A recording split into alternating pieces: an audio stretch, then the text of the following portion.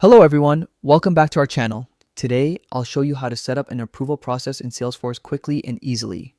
First, open your Salesforce dashboard and click the gear icon in the top right corner. Next, select Advanced Setup from the drop-down menu. In the Quick Find box, type Approval Processes and click on it. After that, choose the object you want to create the approval process for, like Opportunity or any custom object.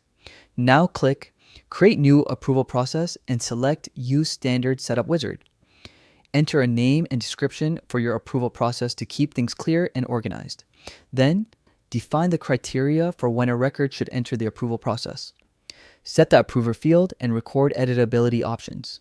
To complete the setup, choose an email template for notifications, select which fields to show on the approval page, and specify who can submit records for approval. Once everything looks good, click Save to activate the approval process, and that's it. You've successfully set up an approval process in Salesforce.